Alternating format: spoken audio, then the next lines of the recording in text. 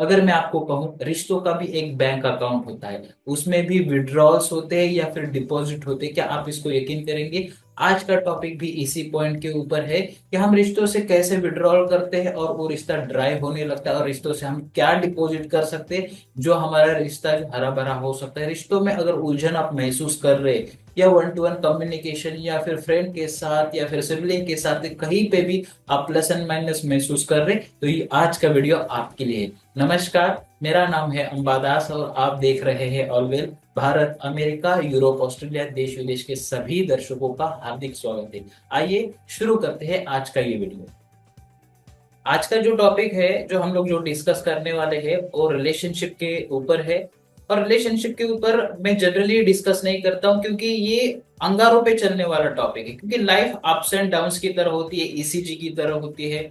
तो इसके ऊपर बात करना मतलब हमें बहुत नाप तोल के सही से बात करना होता है। और ये जो मैं आज बातें कर रहा हूँ, ये कुछ मैं सिखाने के लिए या फिर कुछ एडवाइस देने के लिए नहीं कर रहा हूँ, ये मेरी शेयरिंग है।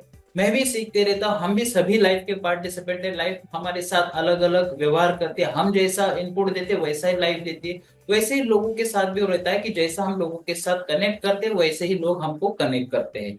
तो आज का जो टॉपिक है, रिलेशनशिप का या इमोशन का बैंक अकाउंट इसको कह सकते हैं। अब ये सोच में आएगा, इमोशन का बैंक अकाउंट। यस, इमोशन में हम लोग क्या इनपुट देते हैं, क्या हमें आउटपुट मिलता है, ये सारी जो चीजें हैं डिस्कस करेंगे।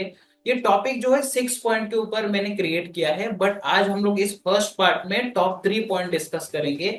और इसको शुरू करने से पहले एक मैं कहानी आपको बताना चाहूंगा। और ये कहानी का टाइटल जो है, उसका टाइटल कीमती चीज है। ये स्टोरी जो है, एक मोहन जी नाम के व्यक्ति एक छोटे से गांव में रहते थे। बट उनका घर बहुत बड़ा था, विशाल घर था। उन्होंने बहुत मेहनत करके संपत्ति एक्वायर की थी। और उनके 3 बेटे थे। 3 बेटे अलग अलग शहरों में रहते थे, अपने अपने जीवन में व्यस्त थे। उनकी वाइफ इस दुनिया में नहीं थी, तो अकेले वो गांव में रहते थे। बट उनको कोई चीज की कमी नहीं थी। बच्चे कभी कभार अपने घर आते थे, गांव में आते थे, और पिताजी के साथ कुछ वक्त बिताते थे। और पिताजी को जब वो बच्चे आते थे तो उनको अच्छा लगता, जब जाते थे तो बहुत दुखी रहते थे। अकेले बहुत समय उनको बिताना पड़ता था। तो जब बच्चे कभी भी आते थे तो ये कहते थे कि अभी इतनी विशाल अच्छी बड़ी संपत्ति है तो इसका बंटवारा कर दीजिए। तो ये बात सुन के मोहन जी की और थोड़ा सा टेंशन बढ़ जाता था, स्ट्रेस होता था कि बच्चे आते और सिर्फ पैसे और संपत्ति की ही बात करते। तो एक दिन फिर पहले तो मोहन जी ने कुछ रिप्लाई नहीं दिया, फिर बाद में फिर सोचा कि अभी मेरा जीवन में क्या है, अभी जो दिन बचे उससे अच्छा जब बाद में ये बच्चे लोग झगड़ा करें, और वैसे भी इन लोग का एक दूसरे के साथ इतना आपसी में बनता नहीं है। तो अच्छा है कि ये संपत्ति का, प्रॉपर्टी का बंटवारा कर दिया जाए। मोहन जी इस बात को मान लेते कि चलो बच्चे बोल रहे, अभी प्रॉपर्टी डिवाइड कर देते हैं। मेरे रहते रहते सब कुछ ठीक हो गया तो बहुत अच्छा है। तो जब मोहन जी ये बंटवारा करने के लिए आगे बढ़ते हैं, तो ये सोचते हैं कि बंटवारा करना है तो कर ही देते हैं। बट वो कहते बच्चों लोगों से कि मेरी एक शर्त है। बच्चे बोलते हैं क्या है शर्त, बताइए। तो बच्चे बोलते हैं, मोहन जी बोलते हैं, पिताजी अपने बच्चों को बोलते हैं कि मैं आप संपत्ति का बंटवारा जरूर कर दूंगा, बट आपको गांव में यहाँ पे आके 7 दिन सबको एक साथ रहना है और बिना कोई झगड़े के रहना है। तो बच्चे बोलते हैं चलो ये बात से बला तो टल जाएगी, 7 दिन तो रहना है और फिर रह लेते हैं। तो बच्चे लोग सब लोग एक साथ आ जाते हैं, एक साथ रहने लगते हैं। 1-2 दिन वो थोड़ा सा अपने अपने व्यवहार में रहते, पर जब एक साथ रहना है 7 दिन तो एक दूसरे से और अच्छा घुल मिल जाते। भाई है पर अभी एक दूसरे से घुल मिल रहे हैं, फिर तो मजाक मस्ती हंसी हो रही है, सारा जो माहौल जो है एकदम लाइट हो चुका है। तो ऐसे ही समय एकदम हंसी खुशी में अच्छे दिनों की तरह बीत रहा है। फिर 7 दिन जब हो जाते हैं तो बच्चे पिताजी के पास आते हैं। वो बोलते हैं आप हमको कुछ एक गिफ्ट देने वाले थे, आपने बताया था हमको एक कीमती चीज आप देने वाले हैं। तो मोहन जी अपने बच्चे लोग को कहते हैं कि मैं जो कीमती चीज देने वाला था ना, वो जो चीज आपने 7 दिन एक दूसरे के साथ रहे, और रहने के बाद जो आपके चेहरे पे मुस्कान थी, एक दूसरे से गले लगाना था, खुशियां थी, यही सबसे बड़ी कीमती चीज है। जब ये बात बच्चे लोग सुनते हैं कि रियली कितना मैटर करता है कि हम लोग एक दूसरे के साथ इतना रहे, बट कभी हम लोग एक दूसरे के साथ इतना घुल मिले नहीं, इतना आदान प्रदान नहीं हुआ, इतना चेहरे पे मुस्कान या हंसी मजाक नहीं हुआ। ये रियली बहुत बड़ी बात है। और एक बेटे के आंखों में आंसू है, सभी लोग एक दूसरे से मिलके फिर एक फैमिली बॉन्डिंग जैसा माहौल क्रिएट हुआ। तो ये स्टोरी से ना अलग अलग मैसेज निकलता है। ये कहानी मोहन जी की और उनके बच्चों की हमको कुछ सिखाना चाहते हैं। आप क्या समझते हैं कमेंट बॉक्स में जरूर टाइप कीजिए कि आपका एक ओपिनियन किसी की लाइफ को भी चेंज करता है। आपका एक सिंपल फीडबैक जो है किसी की लाइफ में ऑल टुगेदर एक डायमेंशन चेंज कर सकता है। तो लाइफ में अगर हमको आगे बढ़ना है तो रिलेशनशिप को हम कैसे लेते हैं, मैं रिलेशनशिप को कैसे लेता हूं, या फिर मैंने जो लाइफ को समझा है, एक पॉइंट नारायण मूर्ति जी ने कहा था, पीपल आर द एसेट्स। आज का जो पहला पॉइंट है मैं इसी के ऊपर डिस्कस करने वाला हूं, और ये पहला पॉइंट है हमारा कि सेव योर एसेट्स। ओके, अब रिलेशन को, इंसान को हम एसेट्स की तरह कैसे देखें, people are the asset Narayana Murthy ji कहते हैं, तो लोग हमारे लिए एसेट कैसे हो सकते, ये पॉइंट कल मैं जब सोच रहा था सुबह सुबह, तो ये ऑल ऑफ सडन मेरे माइंड में आया कि पीपल आर द एसेट, और रिलेशनशिप के ऊपर हमें डिस्कस करना है। और हमारे वन ऑफ पार्टिसिपेंट ने इसको फीडबैक में दिया था कि ये ऐसे टॉपिक पे आप डिस्कस कीजिए। ऐसे सेंसुअल पॉइंट को, एकदम सेंसिबल पॉइंट को मैं इजीली टच नहीं करता, उसमें बहुत मास्टरी होनी पड़ती है, बहुत सारा गाढ़ा अभ्यास होना पड़ता है। फिर भी मैं मेरी ओर से जो बेस्ट कह सकता हूँ मैं आपको शेयर कर रहा हूँ। देखो, मैं ये महसूस करता हूँ, आप भी अपने लाइफ में देखे होंगे कि कभी कभी होता क्या है कि हमारे परिवार में या घर में कोई बंदा, कोई मेल या फीमेल या हस्बैंड वाइफ में से कोई स्पाउस अगर बीमार हो जाता है, और समझो कोई ऐसे लगता है कि ये बहुत बड़ा गंभीरता पूर्वक है, फॉर एग्जांपल हार्ट अटैक आया, कोई कैंसर के टेस्ट में फर्स्ट स्टेज में डिटेक्ट हो गया, तो ऑल ऑफ सडन हम लोग जागरूक हो जाते हैं, अरे ये क्या हुआ, ये इंसान क्या, हम लोग अचानक से केयर करने लगते हैं, उनको बहुत प्यार देने लगते हैं, इमोशनली उनको कडल करते हैं। उनको ऐसा लगता है कि ये इंसान हम हमसे दूर नहीं होना चाहिए। ये अच्छी बात है। और परीक्षा ऐसे ही वक्त होती है रिलेशन की, मुसीबत के वक्त में जो साथ रहता है वो सच्चा साथी है, ये तो हम सब जानते हैं। और जो हम लोग अपने पार्ट, जो स्पाउस को, पार्ट को, बेटर हाफ को, या फिर अपने रिलेटिव्स को, भाई बहन या जो भी हमारे रिलेटिव है, ऐसे मुसीबत के वक्त में अकेले नहीं छोड़ते। ये बात बहुत अच्छी है, बट मैं इस बात से ये समझता हूँ कि मुसीबत की वक्त आने तक हमको क्यों रुकना है, हम अपने प्रयास छोटे छोटे कैसे कर सकते हैं, इसको अभी हम थोड़ा सा डिटेल, ये 5 पॉइंट से हम लोग इसको और समझते हैं। सबसे पहली जो चीज है कि इस चीज में मैं ये कहूंगा ना कि हमें थोड़ा सा सेल्फिश होना है ना, तो भी होना चाहिए। सेल्फिश मतलब रिलेशनशिप में सेल्फिश कैसे, कि इस व्यक्ति को मुझे बचाना है। ओके, अब ऑल टुगेदर सब कुछ अच्छा चल रहा है, सब हेल्दी है, तो फिर भी हम लोग समझे कि इस एसेट्स को, देखो कोई भी संपत्ति है, हमको कैसे उसको केयर करते हैं, उसका अच्छे से रख रखाव करते, तो ये इंसान भी हमारे साथ है, उसको हम लोग एज अ सेल्फिश, ये इंसान को मुझे बेहतर करना है, सेव करना है, इस पॉइंट से अगर हम थोड़ा आगे बढ़ते, अगर मैं कहूँ थोड़ा सेल्फिश भी हो गई ना, कि इस इंसान को अच्छा करना है, उसके खाने पीने की, लाइफ की छोटी मोटी केयर करते हैं, तो महसूस होता है कि कहते हैं ना कि केयरिंग में ही शेयरिंग है। तो ये जो बात है अगर हम लोग करते हैं, तो सामने वाले को day and night every time महसूस होता है कि yes, this is the something better than life I expect, मैं ऐसा महसूस कर रहा था, इससे बेहतर चीज है। और नारायण मूर्ति जो कहते हैं वो उनकी रियल लाइफ में जीते हैं। आज देखो, नारायण मूर्ति जी हो और सुधा मूर्ति हो, सुधा मूर्ति एक डैशिंग लेडी है, डाउन टू अर्थ पर्सनालिटी, दोनों भी एकदम बेहतरीन कपल है। आज उनकी मैरिड लाइफ की अगर स्टोरी सुने, वो जब शुरुआत के दिनों में वो थिएटर में मिलते थे, और कैसे उनका बड़ा बिजनेस हुआ, कैसे सुधा मूर्ति जी ने उनको सपोर्ट किया, ये सारी जो चीजें आज ओपनली सोशल मीडिया पे, पब्लिक प्लेटफॉर्म पे अवेलेबल है। तो ये रिलेशनशिप से हम सीख सकते हैं कि कैसे इतने बड़े एम्पायर होने के बावजूद वो रिलेशनशिप को बहुत स्ट्रॉन्ग करते हैं, बाउंडिंग करते हैं।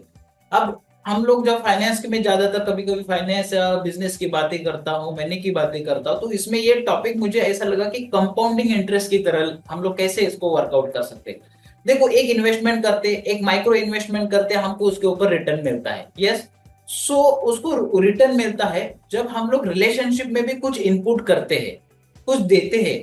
तो आज भले ही छोटा सा इनपुट है, मैं एक बुक पढ़ रहा था, उसमें title exactly women are, men are from Mars, women are from the Venus, ये बुक है। तो उसमें कहते हैं कि कोई भी हम हस्बैंड अगर वाइफ को गिफ्ट देता है, लाख रुपए का गिफ्ट देता है, या फिर 10 रुपए का ही कुछ छोटी मोटी चीज देते हैं, तो वाइफ के लिए दोनों चीजें समान है। बट मेल्स को कैसा होता है कि बड़ी चीज, बड़ा गिफ्ट दिया पैसे का तो उनके लिए बड़ा वैल्यू होता है, छोटा दिया तो छोटा ही कंसिडर करते हैं, क्योंकि वो फाइनेंशियली उनका माइंड कनेक्टेड रहता है। तो डेफिनेटली फीमेल्स का भी होता है, बट मेल मेल इस तरह से अज्यूम करते हैं, और ये रिसर्च में उन्होंने उस बुक में बताया है।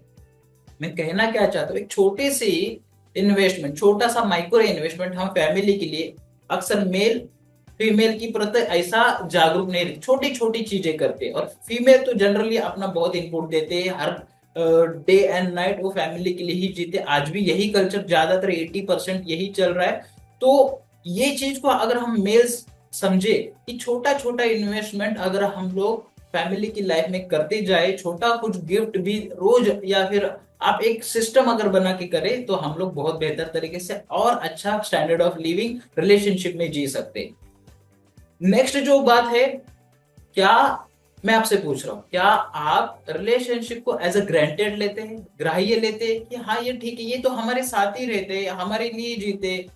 हम लोग जब रिलेशन को, एक व्यक्ति को ग्रांटेड लेने लगते हैं कि हाँ ठीक है ना, ऐसा ही होता है वैसे, जब ग्रांटेड लेने लगते हैं ना, तो हम लोग रिलेशनशिप को एक आरी से कट कर रहे, रोज थोड़ा थोड़ा थोड़ा थोड़ा थोड़ा कट करते, पता नहीं चलता है कि मान के चलो इतना बड़ा विशाल वृक्ष का जो जड़ क्या बोलते हैं उसको, गुदा है, या फिर जिस पार्ट पे वो खड़ा है, तो उसको थोड़ा थोड़ा थोड़ा काटेंगे तो एक न एक दिन वो टूटने ही वाला है। उसी तरह से रिलेशनशिप को हम थोड़ा थोड़ा थोड़ा थोड़ा एज अ ग्रांटेड लेके कट करते, तो वो धीरे धीरे धीरे धीरे, जैसे वो पानी की बूंद जमीन पे पड़ती है और वो जिस जगह पे पड़ती है वो जगह भी खराब हो जाती है, उस तरीके से वो रिलेशन भी रोज एवरीडे थोड़ा थोड़ा थोड़ा कमजोर होती जा रहा है, फिर ऑल ऑफ सडन अचानक से टूट जाता है। फिर हमको जैसे लगता है ना, हम भी जानते हैं कि आज हम लोग बहुत से अवेयर लोग हैं कि कोई भी बीमारी आ रही तो अचानक नहीं आ रही, तो इसलिए कोई भी रिलेशन भी अचानक एक दिन में नहीं टूटता है। तो हमको जागरूक रहना है, कोई भी तरीके से हम लोग कैसे रिलेशनशिप में थोड़ा थोड़ा इनपुट दे सकते हैं। आज की लाइफ में रिलेशनशिप में दो तरीके के रिलेशन होते हैं, किसी को टाइम चाहिए तो किसी को स्पेस चाहिए। मतलब मैं मेरे पर्सनल जोन में थोड़ा सा रहना चाहता तो थोड़ा स्पेस दे देना चाहिए। और कभी कभी स्पाउस का क्या रहता है, वो स्पेस नहीं चाहते, वो चाहते कि हमें स्पाउस का, सेकंड पार्टी का टाइम चाहिए। तो दोनों तरीके से होता है, तो दोनों पार्टीज को इस तरह से हमको मैनेज करना है। और मैं फिर कहूंगा कि we are the life participant, हम एक दूसरे से गलती करते हैं या फिर उससे सीखते रहना चाहिए। हम लोग लर्न करके एवरी टाइम थोड़ा थोड़ा एक्सेल करते जा सकते हैं। इसलिए ये छोटी छोटी बातें हैं, कहने में बहुत आसान लगते, पर रियल लाइफ में जब इंप्लीमेंट करते, हम लोग काम में व्यस्त हो जाते, तो एक्चुअली आसान नहीं होता है। और इसका बेस्ट थिंग क्या है, कोई चीजें हमको कम्युनिकेट करके कह देना चाहिए कि ये मेरे लिए टाइम स्पेस मैं आपको दे सकता हूँ, ये टाइम, ये स्पेस मुझे आपका ये चाहिए। तो अब 5 मिनट का ये अच्छा दिल से किया हुआ कम्युनिकेशन सारे घाव को मिटा देता है, सारी चीजों को हटा देता है। जैसे अभी मैंने कहा कि टाइम एंड स्पेस ये देना बहुत जरूरत है। अब हम अपना जो दूसरा पॉइंट है इसी के ऊपर कनेक्ट हो रहा है,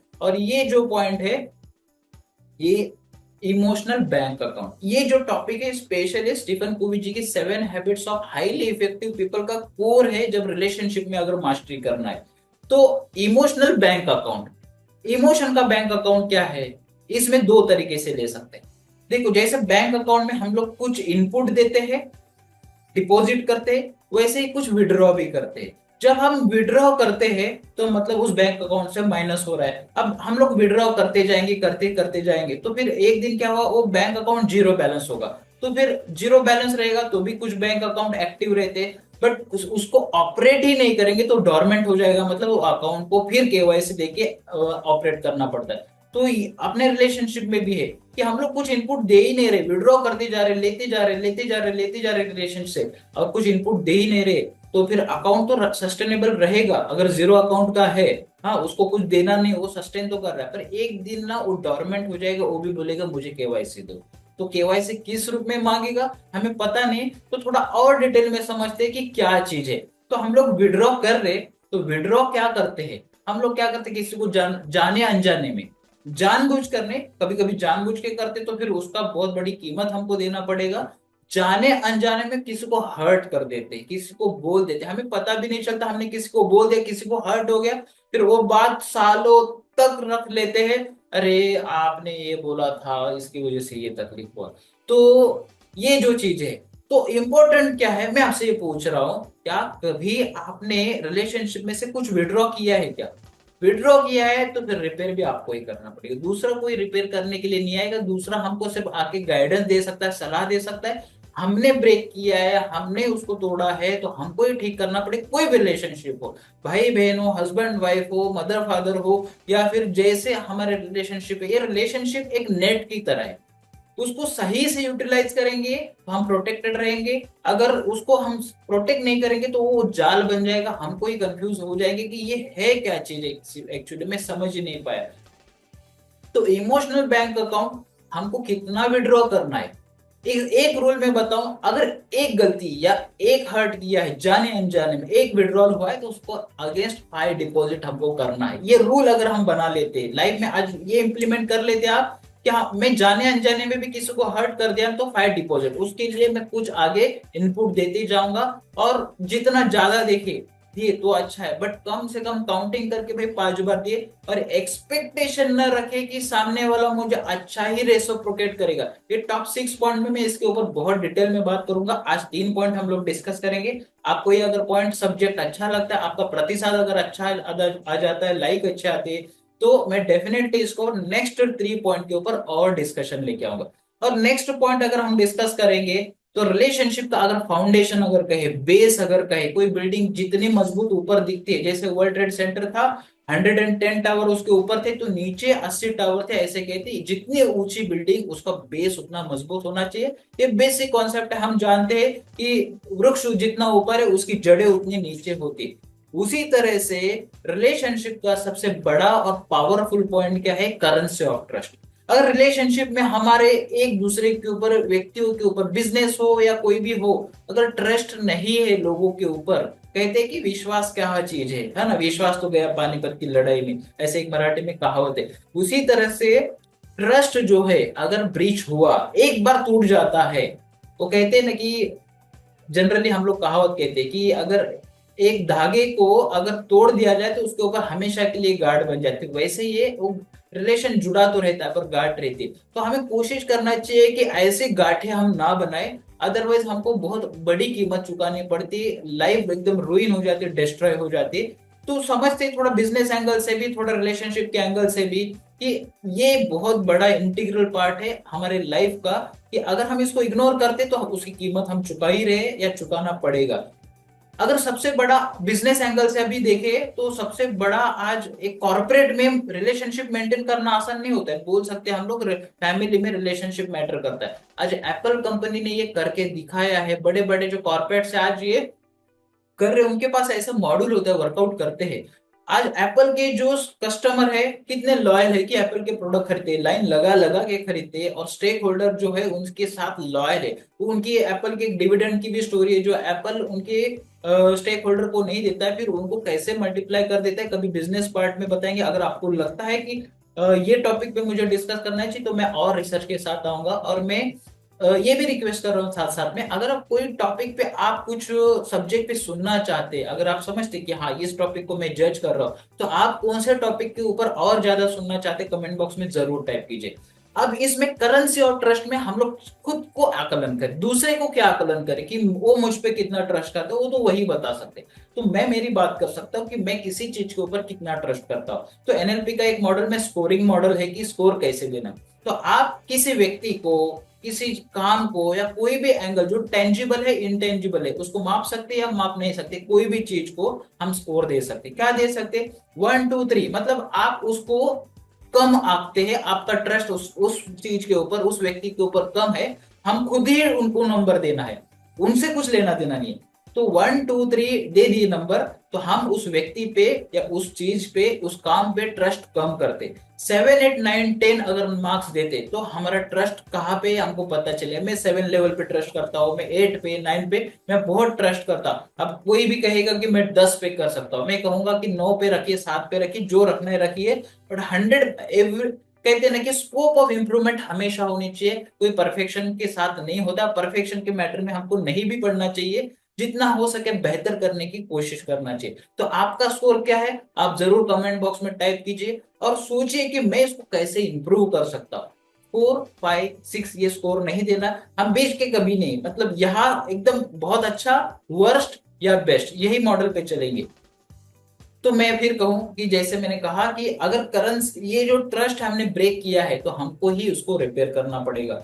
तो ये जो सारी जो चीजें हैं अगर हम अपनी लाइफ में इंप्लीमेंट करते तो मैं ये समझता हूं कि ये इतना 10 साल का रिसर्च है स्टीफन कोवी जी का, बैंक अकाउंट के, इमोशनल बैंक अकाउंट पे, सेवियर एसेट्स, नारायण मूर्ति और बहुत से बड़े बड़े दिग्गज और कुछ जो बुक्स है उसके ऊपर मैंने ये टॉपिक डिस्कस किया। और ये ट्रस्ट जो है, हम सभी जानते हैं कोई भी विश्वास के बगैर अच्छी जिंदगी नहीं जी सकता।